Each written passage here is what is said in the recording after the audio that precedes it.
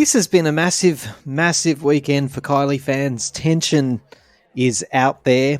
It's everywhere. And yes, those of you who've registered your disgust that I've listened to it, well, yeah, objection noted is all I can say. There are thousands of fans across the globe listening to Tension as we speak. And that's what we're going to do. We're going to talk about it.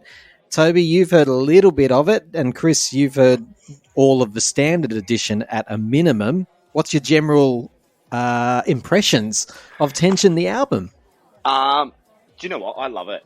I really do. I absolutely love it. Do you know what? I think the most notable thing for me, having listened to most of it quite a bit now, is I saw her talking in early interviews about this album, right? And the whole sort of consensus around it was, this is the first album I've done in years that doesn't entirely have a theme, right?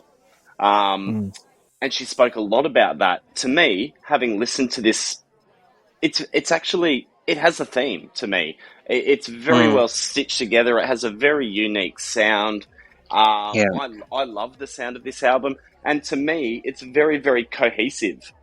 And I really enjoy that about it. I love the sound. There's a lot of 80s, 90s stuff in there going on. I love it. I really do.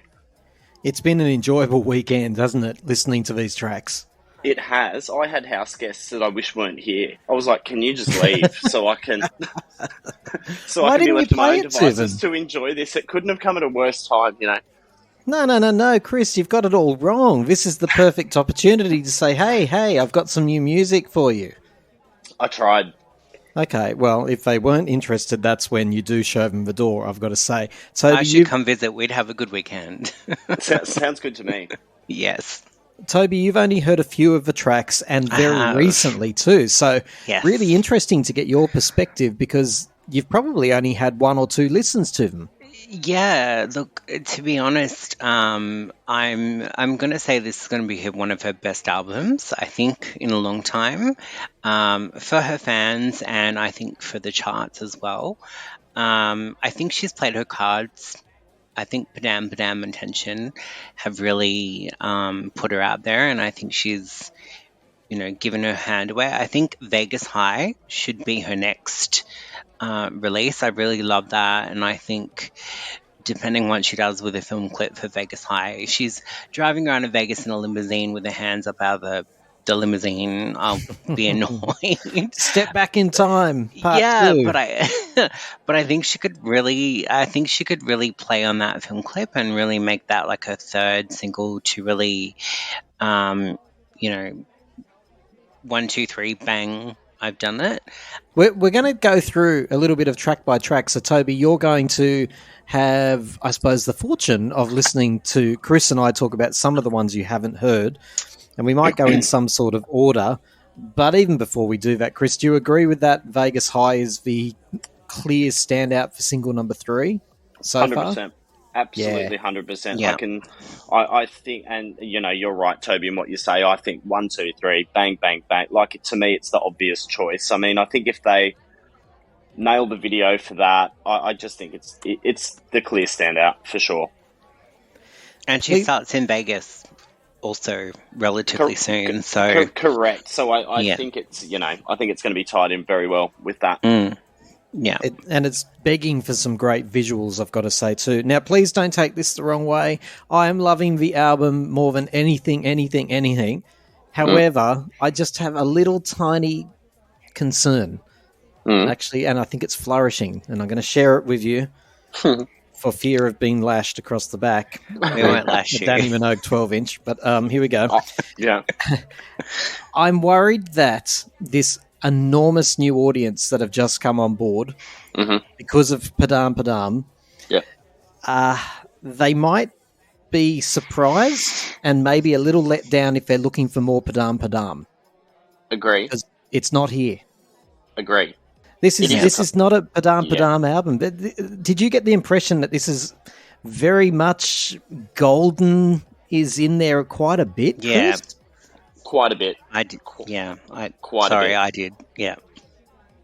Yeah. In fact, I think I've mentioned this to you before, but I get the impression from a lot of these tracks that some of them have kind of been revived from golden era sessions and reworked and reproduced into dance tracks, and you see her in interviews talk about how these days she always relies on this Dolly Parton test and anything can be a country song and then rehashed into things. I just, there's a lot of stuff in there that's reminiscent of what would have been put together at the time of Golden was coming about, Yeah, and we'll go through, like I say, track by track, but I think quite often we're going to stop and go, yep, that one could have been on Golden.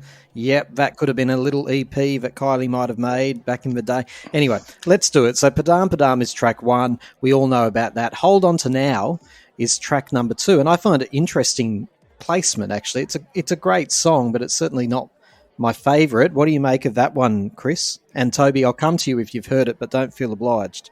Look, I'm with you. It's probably one of the very few growers on there for me. I'm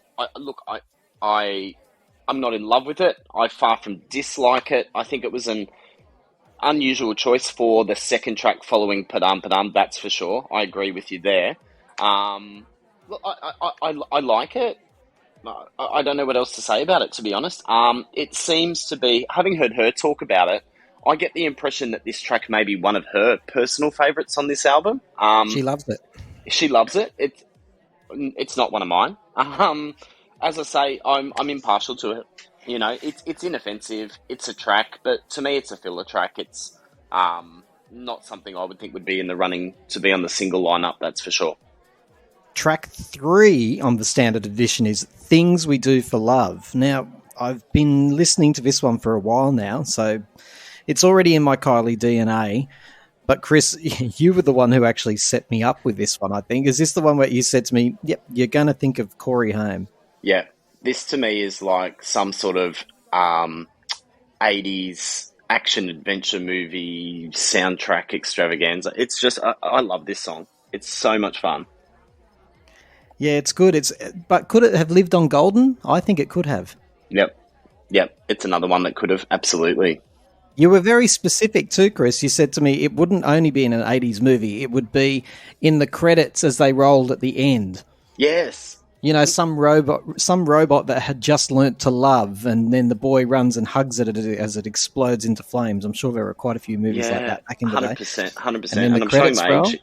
It reminds me of something like Flight of the Navigator or something like that, Absolutely. It's a great track, though. It's a lovely one. She had a hand in writing that one as well. Tension. We're not going to linger on Tension. There's a whole other podcast you can go and listen to about the Tension video and the track and the Tension track as well. One More Time. I love this one. It's. I'm getting there on it. It's funky. It's fun. You think it's a bit generic? Come on. I do. I think it's a little generic. It's a little bit Kylie. We've heard it all before. To me, a little bit. Yeah, I can say it's very much a Kylie track. That's for sure. I don't dislike it by any means. It's just not a favourite for me yet. Exactly. But yeah. I think I like it because on any Kylie album, I love it when I can gravitate towards those the bops, I suppose, and the golden-ish tracks. I can appreciate them, but they're not ever going to be my favourite. And You Still Get Me High is track 6. She also had a hand in writing this one. Mm-hmm. Chris. It's got a lot of that similar to Things We Do for Love to me. It's got a bit of that 80s sort of soundtrack vibe as well. Kind of reminds me, I don't know, it reminds me of someone like Belinda Carlisle or female artists around that era, this track. I don't know if you agree with that. The way it sort of speeds up. Yeah. Yeah, I hear that. This is of the ilk that I think I was telling you in text, that there's a particular type of track that she loves. And Lost Without You from Golden, the EP type of stuff that she made back in the day where there were about 3 tracks. They were all, I don't know, they're a little bit avant-garde. And then they soar. I've never really appreciated them. I can't get on board. I like You Still Get Me High, but it reminds me of Lost Without You from Golden and all of those tracks that she loves. She always says, they're my favourite. They're the ones that kept me up at night when I got them and stuff like that. Yeah. I do agree with you there. Hands. Have we gone through Hands? I don't know if that's the song, but that's what I've got. Perfect timing there, Toby. Hands is, and I think, and I could be wrong, but Hands, I think, is track 1 on side B for all you vinyl fanatics out there. I'm pretty sure. And it wouldn't surprise me because the album seems to take a bit of a turn, a bit of an American turn at this stage. Hands, go on, Toby. What did you make of Hands when you first heard it? Look, I loved it. I thought it was all over me, and it gave me body language vibes slash some house vibes. And I know when Kylie released the album, she was like, it's going to be dance, electric, house, have fun. And I thought this was kind of her nod to that sort of house vibes tune. Now, I'm going to let you in on a little secret, Toby. Chris and I, it sounds like we're old chums from way back. We're rather not, although I have to say Chris and I have been listening to the original Hands for quite some time now. And I remember when I first heard it from a nameless source, I immediately went, "Ooh, what's that?" Because I'd heard Kylie's little snippet first, then I heard the full version of the original demo singer, I assume, and it just sounds wrong in her voice. So it was really delightful to hear the full HQ Kylie and do you notice it's been version of this. shortened as well? They've actually taken some of the lyrics from that original demo out. Yeah, well, I knew they would, Chris, because when I was listening to that over and over, the demo version, I'm thinking there's no way Kylie's going to sing that line. Agree. It's pretty filthy. I thought the exact same thing. There were some things in there that I went, it's just not fitting, is it? It's just not her. I don't know. Unless you're black, I don't think you're allowed to really refer to people in some of the terms that were in the demo. And Kylie is not. No. There was also, I think the bridge might be slightly different too. I couldn't quite work that out. Yeah, it's... Did you think? Yeah, it is slightly different, yeah. You've got concerns about the layering here, and then after you said, is it really Kylie the whole way through? I've read a post on Facebook only today that says she's actually jointly singing it with someone. So I don't know where it is. She is hard to hear in some parts of Hands. That's what I thought in that kind of rap bit that's sort of after the intro. You can't, like, I've listened really closely going, no, she's there, but that's not all her or something. It's quite different. This is funky though, and look, you guys probably won't know who I'm talking about because I'm the only hip person in the room, but Doja Cat. There's a sample from a Doja Cat, very small backbeat sample from, I think it's Say So, is definitely here. I've identified it, I've isolated it, and I have confirmed it, and it is something that Doja Cat could have released. I think realistically, and love Kylie, I've seen her live all the time.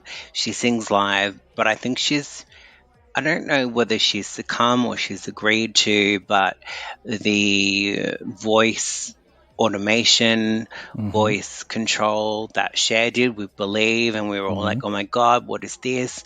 I think Kylie's finally succumbed or said, yeah, let's play with my voice and let's do this that we can't do. Let's make it electronic. Let's make it dance. And they all do it. Like, I mean, in the industry, they say there's only two people that don't do auto-tune, and that's one, Adele, and two, Christina Aguilera. Wait till you hear the whole thing. I agree with Hands. There's definitely a lot of, that sort of effect put on the vocal. But as an album, what struck me so much about Tension, besides the really short track times, because they are bloody short and it's really annoying when you have to keep pressing play over and over because I don't have it on streaming yet. They're very short. They're all about 3 minutes or so. But is her vocals. I actually haven't heard Kylie's vocals so crisp and raw before. And in the interviews that she's been giving over the past couple of weeks, she's talked about she's stuck in that disco mode of recording her own vocals, and it's given her the opportunity to experiment in a way she might not if she was in a studio with lots of people around her. So when she's in her bedroom, a hotel room, she says she can experiment and delete. I love her vocals on Tension so far. Chris, what do you reckon? Agree. Yeah, I do. I do. And I mean, you're right too. I mean, there are some tweaks and things there, but the overall tone, and forgive me, but at her age, it's crisp, it's clear. She sounds great on just about every track. At her age, come on now. Well, Poor Kylie. Green Light, my friends. I don't think you've heard this one, Toby. So for Chris and I,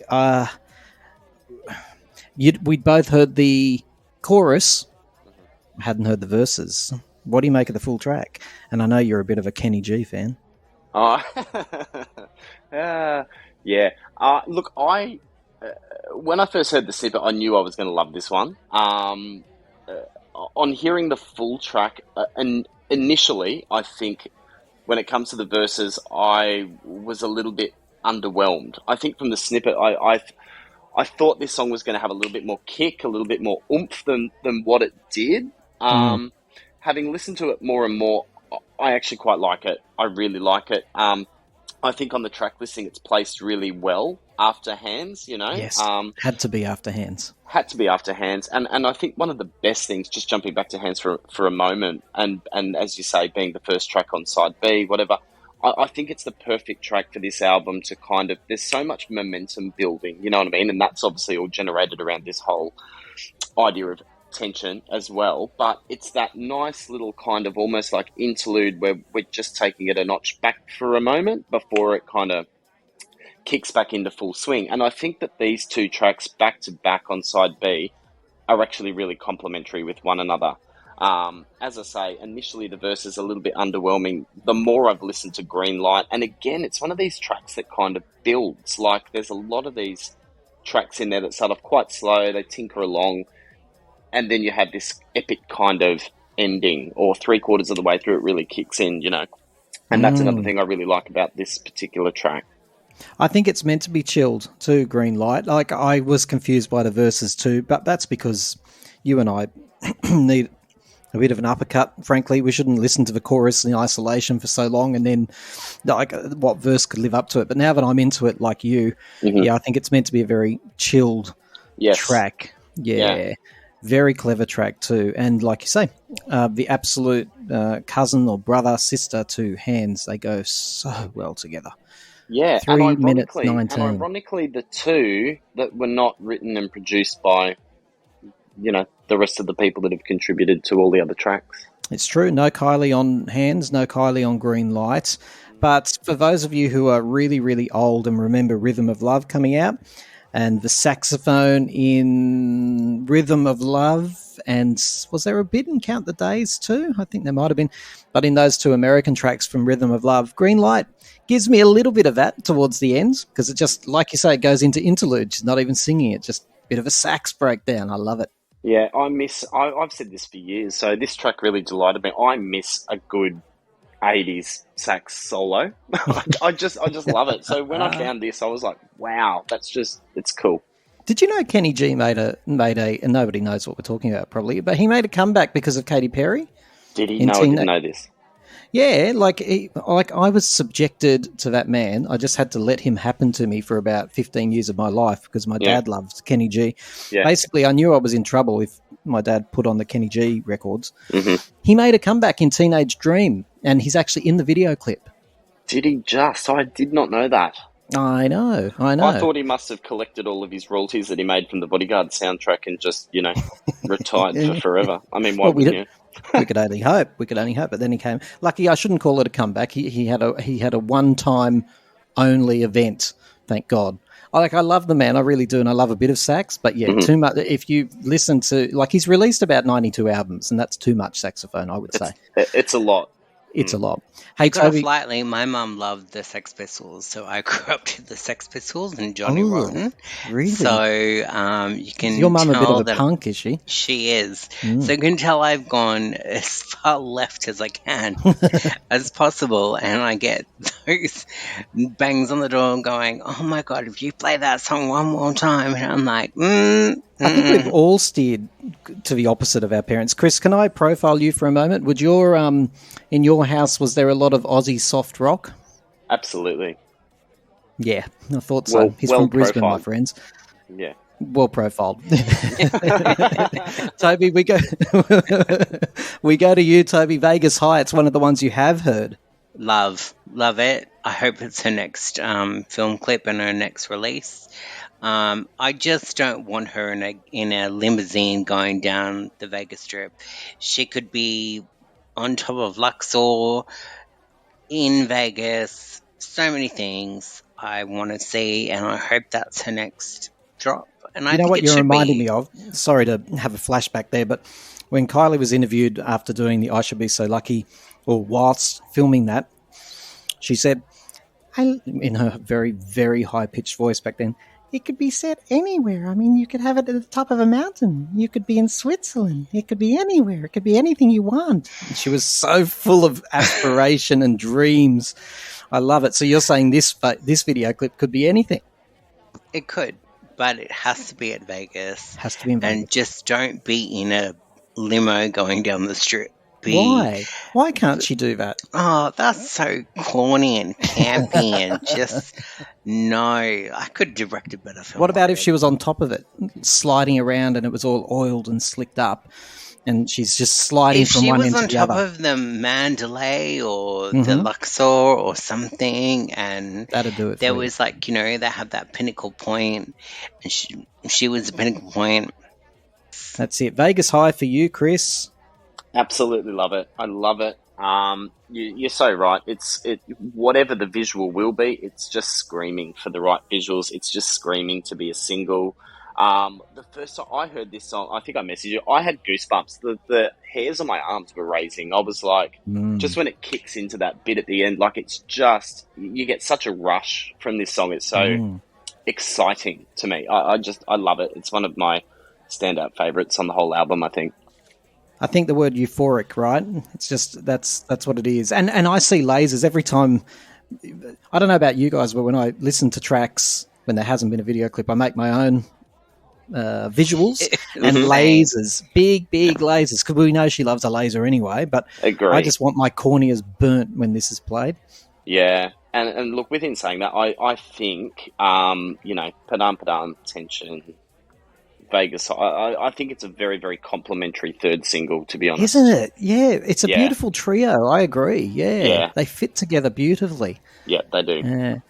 Now, track 10, everyone is so cruel about. Poor old man. I think his name's Heldens or something. He's a DJ. He wrote a little track for her, and the fans have just clawed his eyeballs out. I haven't heard from him since. I think he's still in a bunker, probably in Vegas somewhere. But she's included 10 out of 10. And by the way, can I clear something up? All you people, and if I've got one on the line, feel free to face up to me. That's fine. I won't slap you down. This is not track 1 from Tension. It's just not. Padam is track 1 from Tension. Yeah, I wish people would stop saying that too. Do your homework. Come on. Fools. That was just her having a friend moment with someone, and they said, "Yeah, I'll put you on my album," and "Yeah, I'll put you on mine." And that was 2 years ago, almost over a year. Yeah, not 2, but it was a while ago. Yeah. But 10 out of 10, I like it. But then again, I like Mind Your B by Britney Spears, so what do I know? Do you know what? That's a B track. That's a B track from years ago. And that's a whole nother conversation. I don't know why people don't like this track. I really like this track. I think it's fun. And it's not one of those ring-ins that was like a collaboration or a promotional single from, well before the album release time, where you go, oh, what's that doing there? That doesn't... it's quite fitting for the album, and I think where it's positioned on the track listing, I think it works, it's fun, it belongs there to me. It's catchy, it's fun, it's lyrically fun. I find myself, quite a hard song to sing, but I find myself jamming out in the car at traffic lights, banging it out. You find it hard to sing? Well, it's a tricky... There's a lot of lyrics in there, let's be honest, and it's very fast-paced. And Story is the final track on the standard edition. Taylor Swift, I reckon. Very uplifting end to the album. Who's heard Story? Yeah. Tay-Tay, 1980s vibe. I would agree with that. It's an interesting track. I'd heard snippets of it before the full version, and I spent a lot of time trying to piece together why it was called Story, and then it's all revealed about less than three quarters of the way through. Like, oh, okay, there's this little sort of bridge that explains all of that sort of thing. But I really like it, and I think it's a really well chosen last track for the standard version, to be honest. Now, the deluxe version tracks, I can only give a little insight, and if you both have any to add, please do. But Love Train is really quirky. You know how she always has a quirk? Well, not always, but she often has a quirky moment on the album. So, Someday on Body Language, and look, there's plenty of quirky ones around. But yeah, Love Train is it. And interesting, on the Let's Get To It tour, and on the Rhythm of Love tour, I believe, as well, towards the end at least, she sang the original Love Train, which this has nothing to do with. Just imagine, I just can't imagine if I've heard it or not, actually. Have either of you? Not in full. I've heard a snippet of it, but that's about it. A bit on the fence with it, I guess, from the small sample of it that I have heard. Look, it's not one. I'm not blown away by that snippet. I don't dislike it. It's kind of there.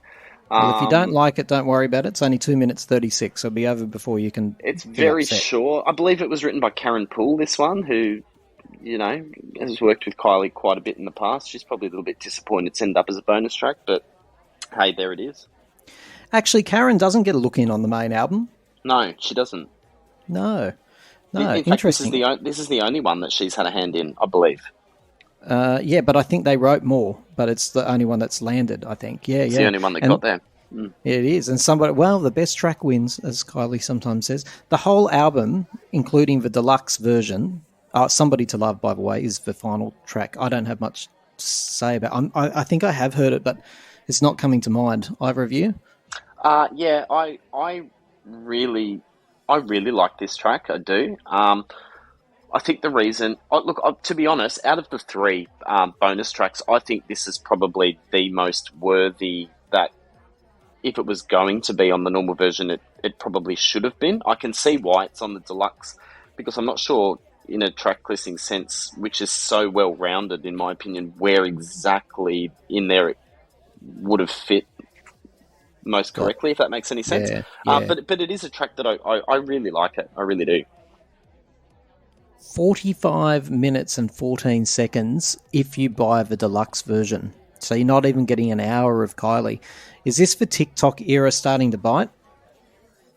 Yeah, I think it is. And there is the longest, let's have a look. The longest track on this album is Hold On To Now at 3:57. 4 minutes. God, KM94 would be disgusted. Yeah, it's interesting, isn't it? I don't know if you saw that. You probably did, because there's nothing that you seem to miss. But I watched that really, really long interview with her with the American guys only recently, where she was asked, due to your longevity, all the rest of it, what's your take or what's your slant on the music industry these days, all these years later, having done it for 35 years or whatever.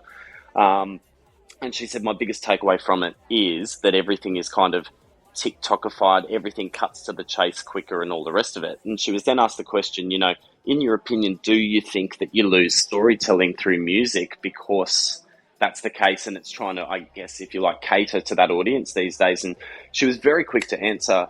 She said, no, absolutely not if it's done right, And then she referenced sort of Harry Styles, as it was obviously playing in the studio in the background, and said to me, that song's absolutely perfection, and it, cuts to it gets straight to it right away, It's not a totally new phenomenon. Don't bore us, get to the chorus. It's long been around. Some of the best storytelling songs in history are short. Think of the Beatles. Think of Your Song by Elton John.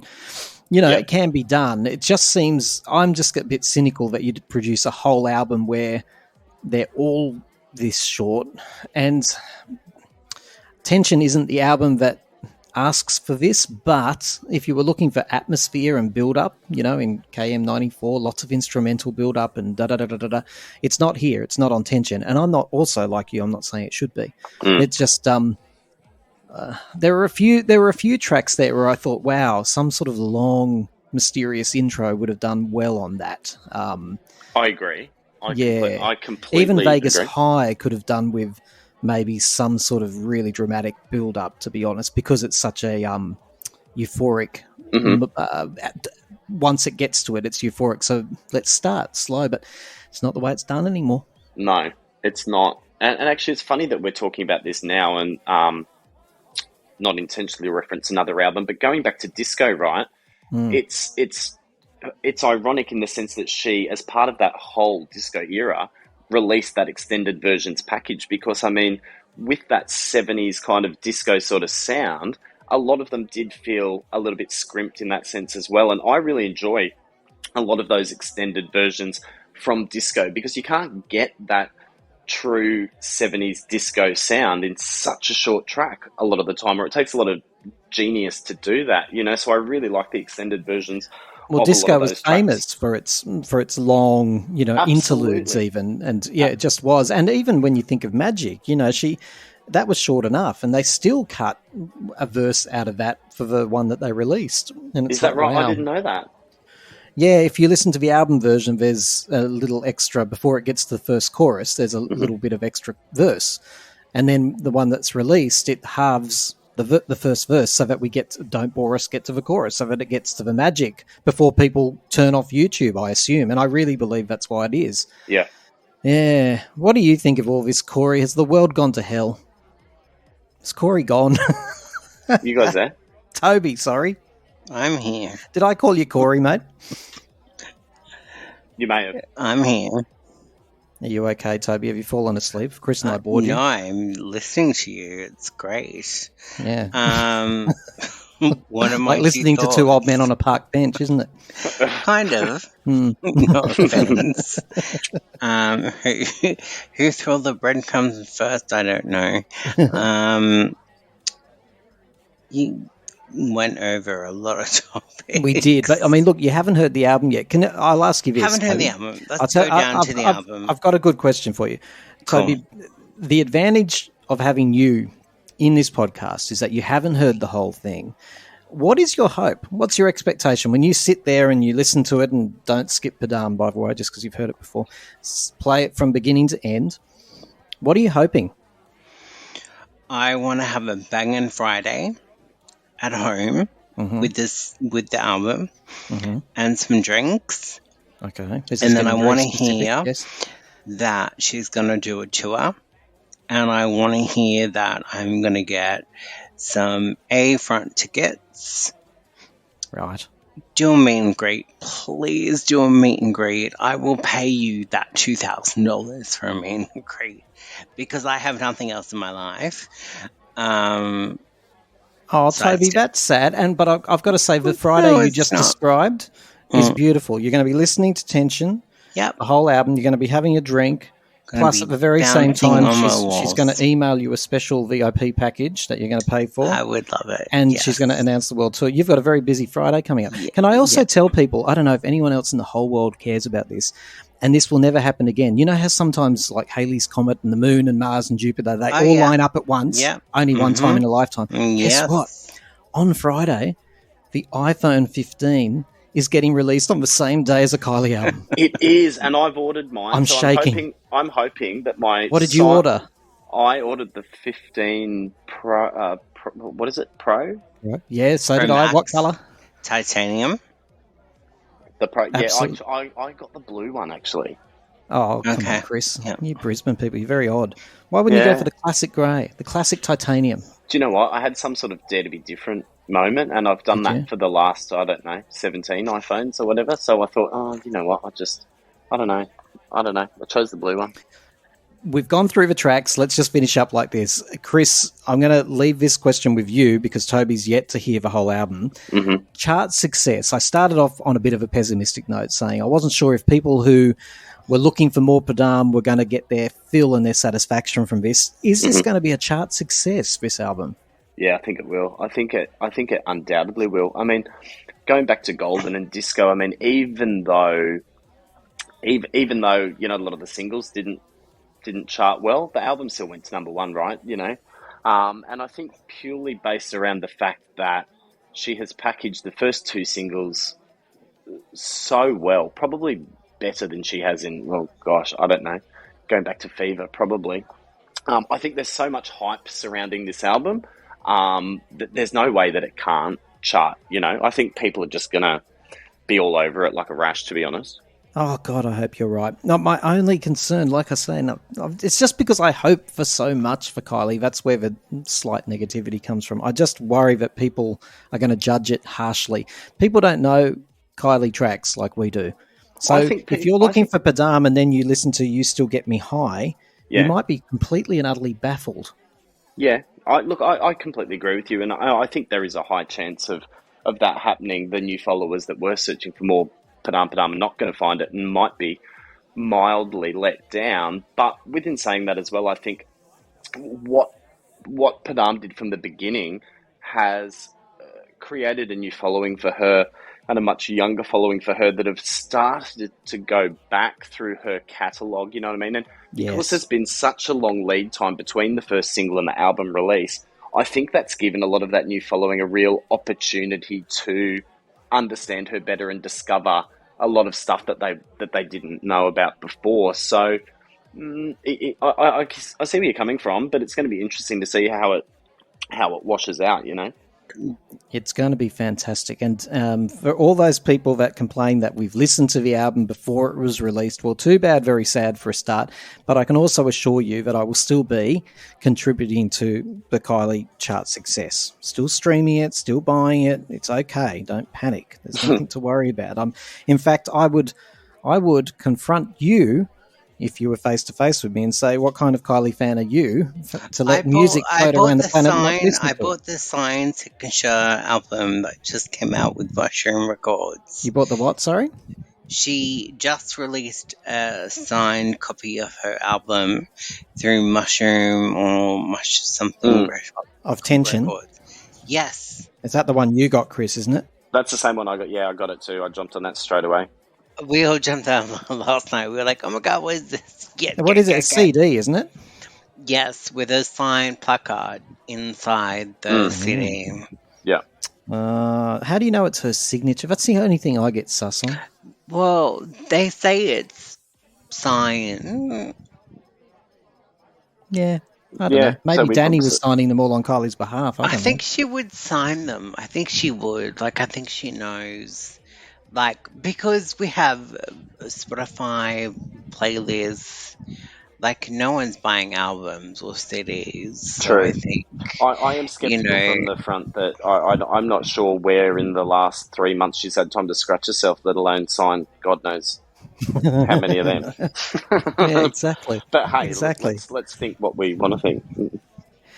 So for all of you people, please go and listen to Tension. Let us know what you think of Tension. You can send us an audio recording. Just pull out that audio memo and go send it as an email, timetotalkaustralia@outlook.com. There are no ballads on this album. Well, no authentic ballads. It is almost just euphoric pop from woe to go. Some a little bit more mid-tempo than others. But this is a very uplifting album. If you've been waiting for the Kylie album that's going to lift you up, this is absolutely the one. It's a great piece of work. I still wouldn't rate it up there with Light Years personally or Rhythm of Love, but maybe I should just give it some time, right? Give me just a little more time. Thanks, Chris. Thanks, Toby. Thank you. Thanks for chatting, Tim. guys. Thanks for having with us.